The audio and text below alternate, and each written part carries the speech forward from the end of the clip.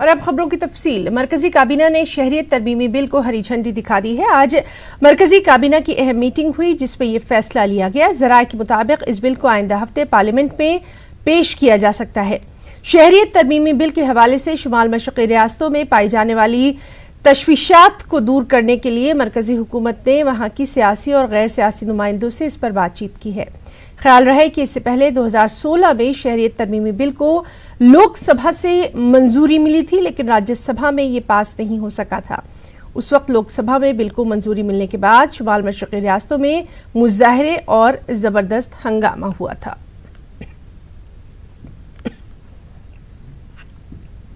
असम से कांग्रेस के रुकन पार्लियामेंट अब्दुल खालिक का कहना है कि शहरियत तरमीमी बिल लोगों को तकसीम करने के लिए लाया जा रहा है। उन्होंने कहा कि असम और शुमाल मशरक़ के लोग शहरियत तरमीमी बिल के खिलाफ हैं। अब्दुल खालिक से बात की हमारे साथी खुर्रम शहजाद।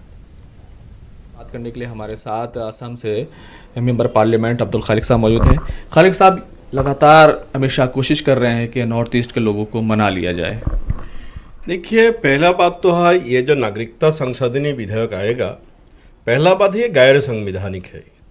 मजहब के आधार पर, धर्म के आधार पर जो नागरिकता, ये हमारा संविधान के खिलाफ है, इसलिए हम लोग इनका खिलाफ हो। दूसरी बात है असम और नॉर्थ ईस्ट का लोग इनका खिलाफ है।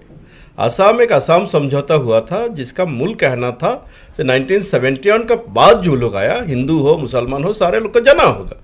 अब ये लोग बोल रहा है 2014 होगा बेस ईयर, कभी बोलेगा 2030 होगा। इसलिए असम के आम जनता, नॉर्थ ईस्ट के आम जनता ये नागरिकता विधेयक के, ये नागरिकता कानून का खिलाफ है। अगर असम में जिस तरह से 2014 की बात की जा रही है कि वहाँ पर नागरिकता दी जाएगी डेडलाइन बना करके, तो आपको क्या लगता है किस तरह का फ़र्क पड़ेगा? क्या बुनियाद है जिसकी वजह से आप लोग इसको सीधे तौर पर मना कर रहे हैं? नहीं, मैं तो पहला बात बोल दे, ये तो मजहब के आधार पर है। अगर आप रिलीजियस प्रोसिक्यूशन की ही बात करेगा, रिलीजियस प्रोसिक्यूशन कभी हिंदुओं का ऊपर हो सकता है, कभी मुसलमान के भी ऊपर हो सकता है, जैसे पाकिस्तान में आमदिया मुसलमान के ऊपर हो रहा है। लेकिन वज़ीर दाखिला अमित शाह तो लगातार कोशिश कर रहे हैं कि सब लोगों को मना लिया जाए।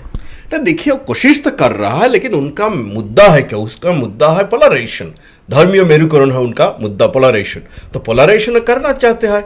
अगर आपको इतना ही ह्यूमैनिटेरियन अप्रोच है, आप धर्म के ऊपर जाके क्यों नहीं करते हो? अगर रिलीजियस, लेकिन ये जो हो रहा है, ये आसाम में एक्चुअली जो बंगाली हिंदू है जिनका नाम एनआरसी में नहीं आया, ये लोग विदेशी भी नहीं है। ये बंगाली हिंदू के लिए इंसल्ट भी है ये बिल, क्योंकि ये जो एनआरसी में ये बंगाली हिंदू नहीं है, ज़्यादा से ज़्यादा उन लोग भारतीय नागरिक है। 71 का पहले है, कुछ कागजात उनके पास नहीं है या कुछ कागजात सरकार नहीं मान रहा है। इसका मतलब वो लोग विदेशी या बांग्लादेशी नहीं है, लेकिन ये लोग वो बंगाली हिंदू को भी वो लोग यह विदेशी सजा रहा है, जो बंगाली हिंदू आम भी इनका खिलाफ है। सरकार की तरफ से एक तरह से पेशकश की गई कि जो शेड्यूल 6 है, जिसमें आदिवासी लोगों को स्टेटस मिलता है, स्पेशल स्टेटस मिलता है, उसको ओवरराइट नहीं करेगा। इसको लेकर के क्या मानना? देखिए, सरकार तो नहीं भी कर सकता है। 6 शेड्यूल में लिखा है, बाहर का लोग वहाँ जमीन खरीद नहीं सकता है। आज दूसरे के बाद छोड़ दीजिए। अभी अगर गृह मंत्री जी विश भी करेगा, गृह मंत्री जी जाके अरुणाचल में जमीन खरीद नहीं कर सकेगा, क्योंकि वहाँ इनर लाइन परमिट है।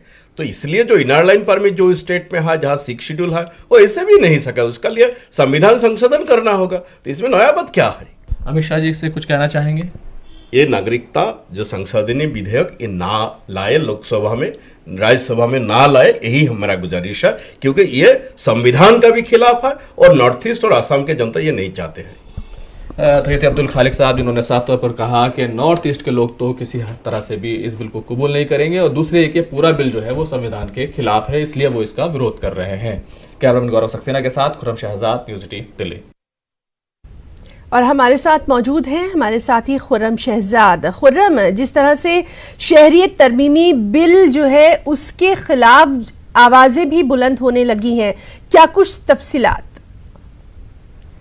देखिए, आज काबीना से ये बिल क्योंकि मंजूर हो गया है और जिस तरह की इत्तलात हैं उसके मुताबिक ये 9 तारीख को और बाद में राज्यसभा में 10 तारीख को, यानी पहले लोकसभा में 9 तारीख को और बाद में राज्यसभा में 10 तारीख को इस बिल के आने के इम्कानात हैं। तो ये इस तरह से है। अभी थोड़ी देर में इस पूरे मामले पर रविशंकर प्रसाद जो वज़ीर क़ानून हैं और निर्मला सीतारमन जो वज़ीर ख़जाना हैं, तो वो इस मामले को लेकर के पूरे तौर से ब्रीफ़ करेंगे, क्योंकि इस बिल को लेकर के कई तरह के इश्कालात थे।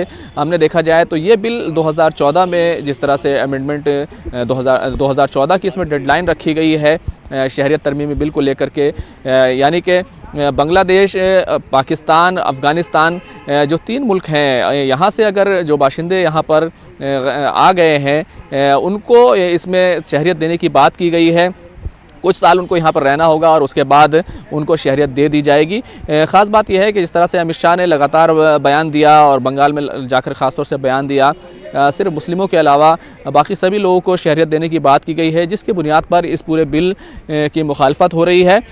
अभी एक ख़ास तौर से हमारे पास एक तरह की इत्तला आई है कि जिस तरह से NRC को लेकर के अमित शाह बयान दे रहे थे, इस सिटीज़नशिप अमेंडमेंट बिल में भी 2014 की डेडलाइन हिंदुओं के लिए हो सकती है, दूसरे तमाम लोगों के लिए हो सकती है, जबकि मुस्लिम्स के लिए 1949 की डेडलाइन हो सकती है। इस तरह की इत्तला आ रही है सामने जी। पिछले कई दिनों से अमित शाह लगातार ख़ास तौर से जिस तरह से नॉर्थ ईस्ट में शुमाल मशरिक़ का जो इलाका है वहाँ पर गैर हिंदू रियासतें हैं, वहाँ पर ईसाई हैं, वहाँ पर कबायली हैं और आसाम की बड़ी आबादी है, तो वहाँ पर इसकी ज़बरदस्त तरीके से मुखालफत हो रही थी। तो अमित शाह लगातार उनके लोगों को मनाने की मीटिंग कर रहे थे। पिछले दिनों उनके वज़ीर आला से भी मीटिंग हुई, जिसमें ख़ास तौर से कांग्रेस के जो असम के मेंबर पार्लियामेंट थे, उन्होंने इस पूरी मीटिंग का जो बाइकआउट किया था।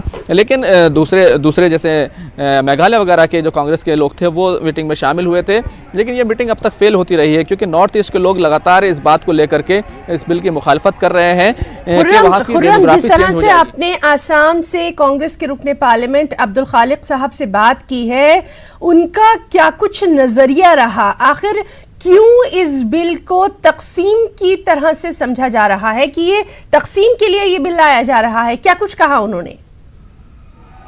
देखिए, मेरी बात हुई थी और बुनियादी बात यह है कि असम में एक बार NRC हो चुकी है और वहाँ पर बहुत सारे लोग पहले ही यानी कि आपको समझना चाहिए कि 19 लाख के करीब लोग NRC से बाहर हुए हैं। तो इस बिल में जिस तरह से 2014 की डेडलाइन दी गई, यानी कि हर वो शख्स को शहरियत मिल सकेगी जो 2014 तक हिंदुस्तान में आ गया था, उसको शहरियत मिल सकेगी। लेकिन अगर हम देखें तो असम में 1971 का असम अकॉर्ड है जो समझौता हुआ था, और उसके तहत 1971 तक जो लोग भी बांग्लादेश से हिंदुस्तान आ गए थे उनको शहरियत मिल सकती है, और इसी बुनियाद पर NRC वहाँ पर मुकम्मल हुई है और 19 लाख लोग अभी उसमें रह गए हैं। बहुत सारे लोगों को अपील करने का हक है और ट्रिब्यूनल में जाने का हक है। तो ये सारी चीज़ें हैं और इसी बुनियाद पर अगर 2 डेडलाइन होगी तो इसको लेकर के दिक्कत हो सकती है। असम के लोग हों या नॉर्थ ईस्ट की जितनी भी रियासतें हों, वहाँ के लोग हों, वो लोग ये कह रहे हैं कि हमें अपनी डेमोग्राफी चेंज करने वाले लोग नहीं चाहिए, हम अपने इलाके में उनको आबाद करना नहीं चाहते। तो ये इस बिल की ज़बरदस्त तरीके से मुखालफत हो रही है। जहाँ तक कांग्रेस की बात है, तृणमूल कांग्रेस की बात है, या फिर दूसरी जो पार्टियां हैं, खासतौर से JDU ने भी इसकी मुखालफत करने के लिए कहा है। इससे पहले ही वो इस तरह के बयान देते रहे हैं। लेकिन अगर नंबर को देखा जाए तो लोकसभा और राज्यसभा में सरकार के पास नंबर है और वो इस बिल को आसानी से पास करा सकते हैं। खासतौर से अब तक तो ये बात इस बिल को लेकर के इस पर ये गैर दस्तूरी होने का इल्ज़ाम इसलिए लगता रहा क्योंकि इसमें सिर्फ मुस्लिम को बाहर किया गया था। लेकिन अब जिस तरह की इत्तला आ रही है कि 1949 की डेडलाइन जो है वो मुस्लिम्स के लिए होगी और जो नॉन मुस्लिम्स हैं उनके लिए, खासतौर से हिंदूज़ जो हैं उनके लिए 2014 की डेडलाइन होगी।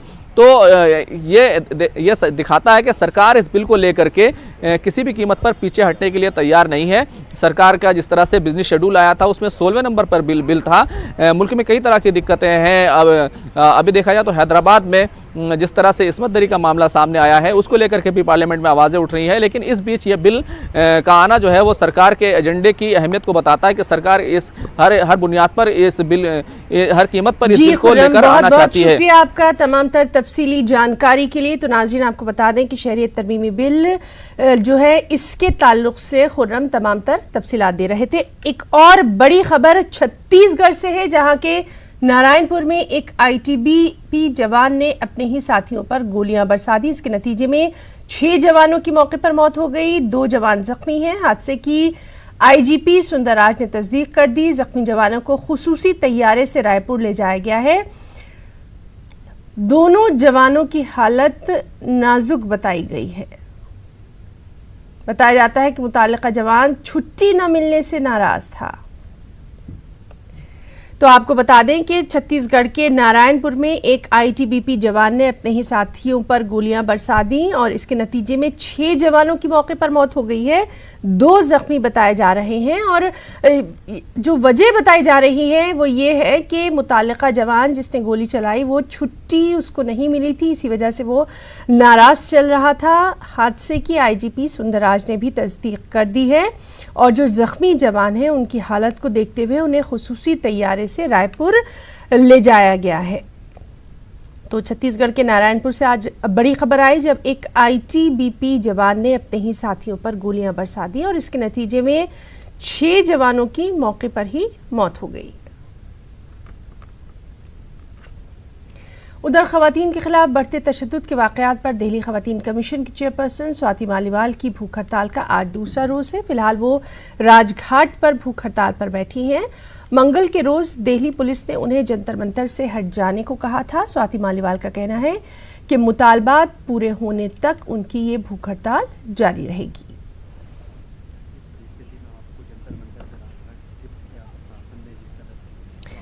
तो आपको बता दें कि ख़वातीन के ख़िलाफ़ बढ़ते तशद्दुद के वाक़यात पर दिल्ली ख़वातीन कमीशन की चेयरपर्सन स्वाति मालीवाल जो है वो भूख हड़ताल पर हैं और उनकी ये भूख हड़ताल लगातार जारी है।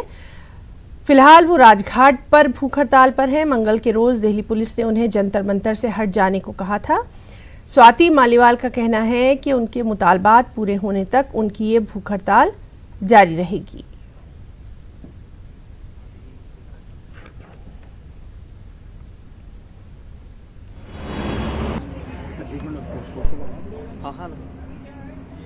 दिल्ली ख़वातीन कमीशन की चेयरपर्सन स्वाति मालीवाल की भूख हड़ताल का आज दूसरा दिन है। वो राजघाट पर भूख हड़ताल पर है। मंगल के रोज़ दिल्ली पुलिस ने उन्हें जंतर मंतर से हट जाने को कहा था।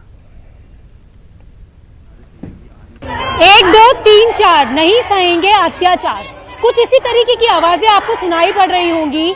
स्वाति मालीवाल के आमरण अनशन का आज दूसरा दिन है और आज समता स्थल पर स्वाति अपना आमरण अनशन कर रही है और उनके अनशन में सहयोग देने के लिए तमाम जो लड़कियां हैं, तमाम जो महिलाएं हैं वो यहाँ पर जुड़ी हुई है। प्ले कार्ड्स भी हाथ में है कि बेटी बचेगी तभी तो बढ़ेगी। कहाँ से आए आप? हम नन्नगरी से। क्या यहाँ पर क्या कहना चाहते हैं आप? यहाँ पे हम ये कहना चाहते हैं जो मुजरिम है उन्हें फांसी की सजा क्यों नहीं देते। हम और जुर्म बढ़ रहा है और लड़कियों को मतलब रेप हो रहा है और लड़कियों के साथ। अच्छा आप बताइए आंटी, आपकी बेटी है? मेरी बेटी है, मेरी बेटी बाहर गई हुई पढ़ने के लिए, लेकिन जो हमारी बेटी है यहाँ पे सेफ नहीं है, बिल्कुल किसी प्रकार की कोई सेफ्टी नहीं है। हम पिछले साल भी यहाँ पे 2018 में फिर आए हैं, इसलिए तो जो भी इस तरह के गलत काम करने को फांसी की सजा होनी चाहिए।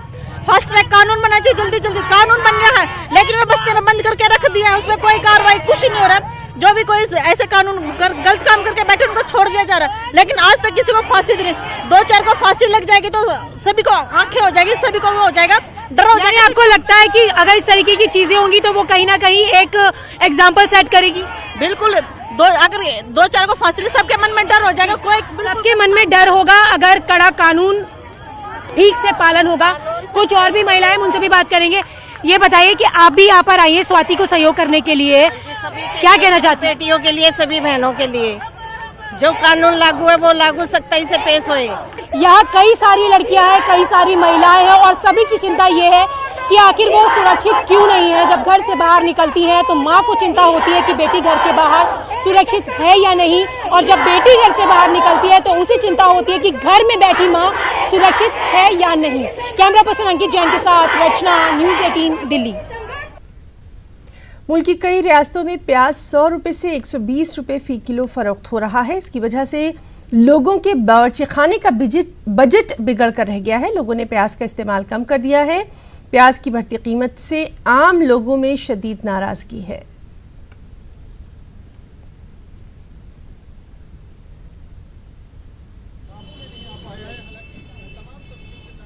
मैं खड़ी हूँ यशवंतपुर के ऑनियन मार्केट में बेंगलुरु सिटी में, जहाँ पे ऑनियन की प्राइस है 100 रुपया पर किलो। ये होलसेल दाम है, और अगर ये सिटी मार्केट में जाएगी या आपके डोर स्टेप की तरफ जाएगी तो और भी बढ़ जाएगा दाम। लेकिन यहाँ के जो फार्मर्स है और होलसेल ट्रेडर्स जो है वो बता रहे हैं कि अगर 150 भी है किलो का ऑनियन का दाम, फिर भी उसके हिसाब से प्रॉफिट यहाँ तक नहीं जा रहे। सर, मार्केट में होलसेल प्राइस कल का क्या था?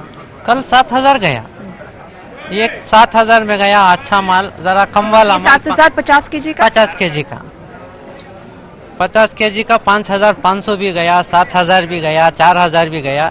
कोसा भी लियो 5 केजी 6 केजी डैमेज आता है, कमाई कुछ भी नहीं है।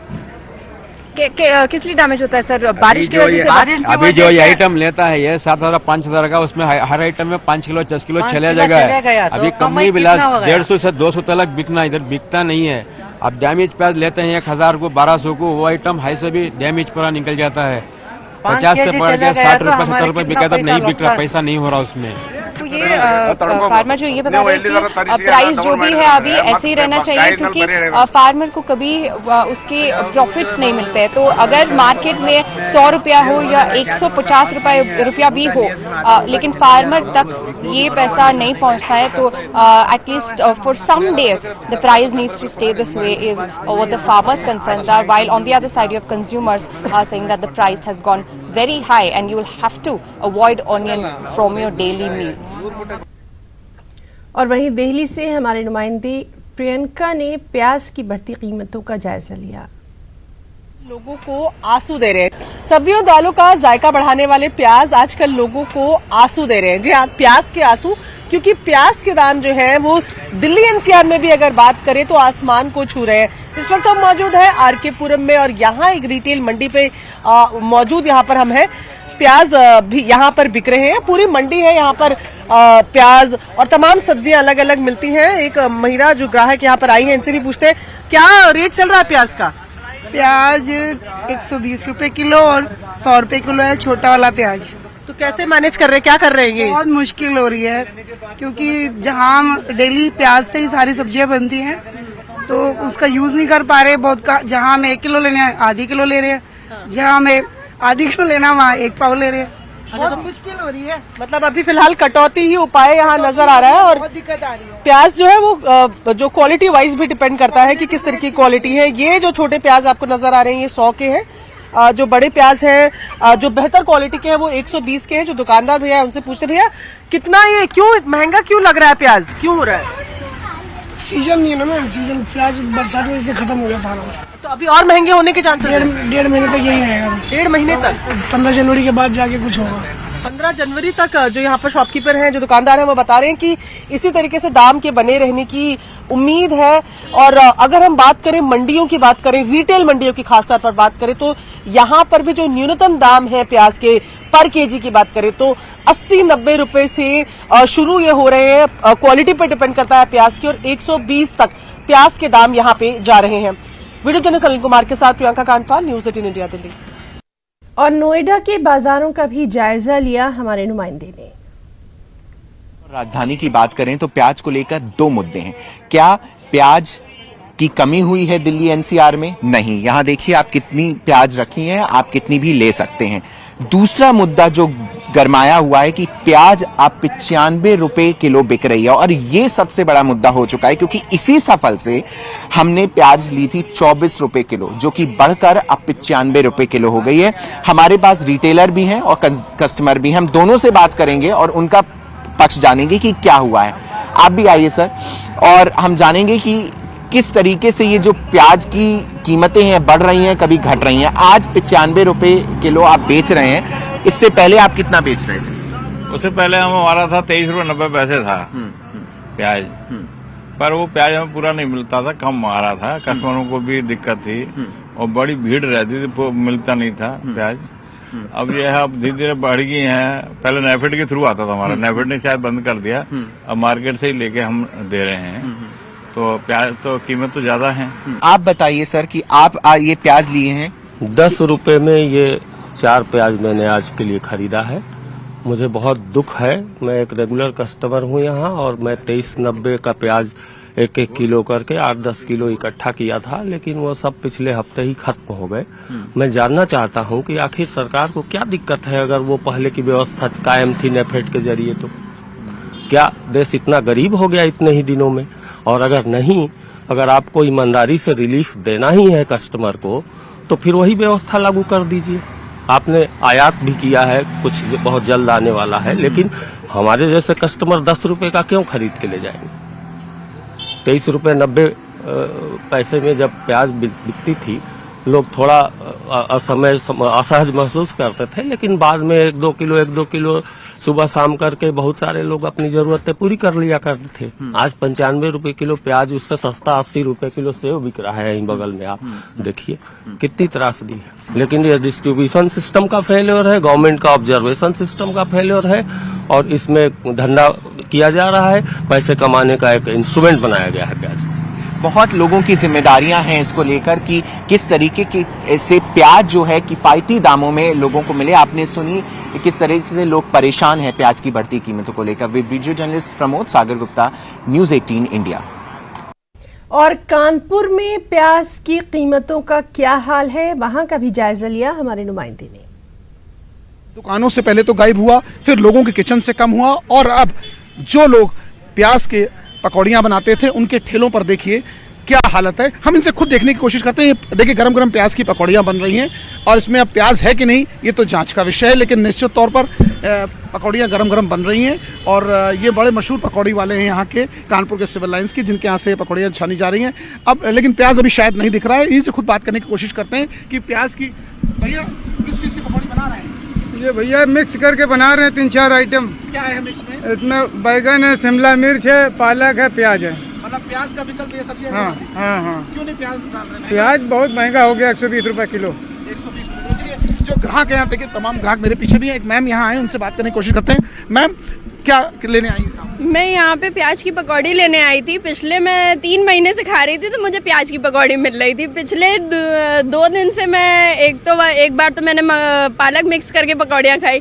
आज तो सभी मिक्स हो गया है। अच्छे दिन आ रहे हैं भाई, खाना तो चाहिए। तो देखिए ग्राहक है, इनका कहना है कि जो प्याज की पकौड़ी खाएगा वो प्याज ही खाएगा, लेकिन प्याज की महंगाई से दुकानदार का ये मानना है कि इतने लोग ग्राहक खड़े हैं जो प्याज के लिए खड़े हैं, लेकिन अब इनको निराशा हाथ लग रही है, क्योंकि कहीं ना कहीं जो 10 रुपए का 100 ग्राम था, या कहीं 15 रुपए का 100 ग्राम, तब 30 रुपए का 100 ग्राम लोग पकौड़ी नहीं खरीद सकते, यानी 300 रुपए किलो पकौड़ियां नहीं खरीद सकते। इसलिए लोग इनसे भी अब किनारा काटते नजर आ रहे हैं। जर्नलिस्ट आशीष पांडे के साथ अमित गंजू, न्यूज़ 18 कानपुर। और आईएनएक्स मीडिया केस में कांग्रेस लीडर और साबिक मरकजी वजीर पी चिदम्बरम को सुप्रीम कोर्ट से जमानत मिल गई है। चिदम्बरम ने दिल्ली हाईकोर्ट के उस फैसले को चैलेंज किया था जिसमें जमानत अर्जी को खारिज किया गया था। कोर्ट ने चिदम्बरम को 2 लाख के बॉन्ड और उतने ही रकम के 2 हलफनामे पर जमानत दी है। कोर्ट ने इसके साथ ही कहा है कि जमानत मिलने के बाद चिदम्बरम बिना कोर्ट की इजाज़त के बैरून मुल्क नहीं जा सकते। अदालत ने चिदम्बरम को ये भी हिदायत दी कि वो केस से जुड़े किसी गवाह के राब्ते में भी न रहें। को मद्देनजर रखते हुए विशेष रूप से ट्रिपल टेस्ट को, विशेष रूप से ग्रेविटी यानी गंभीरता ऑफेंस की, विशेष रूप से आर्थिक ऑफेंस होने की बात, इन सब मुद्दों को एक व्यापक रूप से देखते हुए संतुलित रूप से समझकर फिर उच्चतम न्यायालय ने ये बेल जारी की है। हम समझते हैं कि मानव अधिकार के लिए ये एक बहुत बड़ा स्तंभ है। इसमें 2-3 मुख्य बिंदु ये हैं कि ट्रिपल टेस्ट यानी भगौड़ा नहीं होना, हस्तक्षेप नहीं करना एविडेंस में, दस्तावेज में, जितने भी साक्ष्य हैं उनमें, सहयोग देना, जब बुलाएं तब प्रश्नोत्तर में भागीदारी करना, इन सब में तो अभियुक्त को पूरी तरह से निर्दोष पाया गया था पहले भी और इस बार भी। जहाँ तक ग्रेविटी का सवाल है, सब कुछ मद्देनज़र रखा गया है। साथ साथ ये भी मद्देनज़र रखा गया है कि 7 वर्ष की मैक्सिमम इसमें दंड हो सकता है। तो ग्रेविटी को देखते हुए, गंभीरता को देखते हुए उसका भी एक बहुत बड़ा रोल होता है।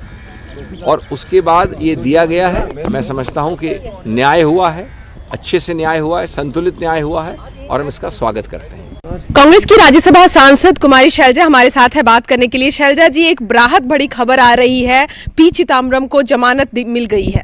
ये बहुत ही खुशी की बात है कि इतने दिन, आप समझ लीजिए तकरीबन 100 दिन के बाद आज उन्हें ये राहत मिली है। न जाने क्यों इस तरह से होता रहा, इतना लंबा रहा, जो कि होना नहीं चाहिए था। लेकिन हमें बहुत खुशी है कि शीर्ष अदालत ने अब इस बात को समझकर अपने विवेक से फैसला लिया है। इसका हम स्वागत करते हैं। लेकिन सरकार का जो रुख रहा है, सरकार का जो रवैया है, इसमें वो आपने देखा कि केवल राजनीतिक द्वेष की भावना से प्रेरित रहा और इनका एक के बाद एक इस तरह से कोशिश रही कि चिदम्बरम जी को बेल ना मिले। लेकिन हमारा न्यायपालिका पर, हमारे जुडिशरी पर विश्वास है। देर आए दुरुस्त आए, फैसला सही हुआ है कि उन्हें बेल मिली है। आगे जैसे भी होगा, लेकिन ये सरकार केवल द्वेष की भावना से फैसले लेती है। राजनीति से प्रेरित इनके फैसले होते हैं और इनके जो इनसे मुखालिफ लोग हैं, जो इनके साथ विचार इनके मेल नहीं खाते, और ख़ास करके हमारी कांग्रेस पार्टी, हम अपने विचारधारा पर अडिग हैं, खड़े हैं और हमारे नेताओं को ये जितना भी इस तरह से प्रताड़ित करेंगे, हमारी पार्टी उतनी ही ज़्यादा मजबूत होकर लोगों के बीच में उतरती रहेगी।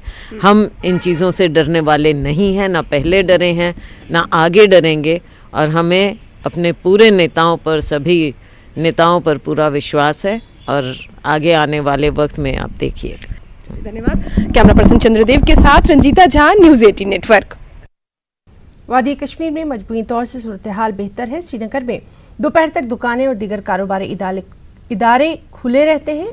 सरकारी और निजी दोनों तरह के ट्रांसपोर्ट में नुमाया इजाफा देखा जा रहा है।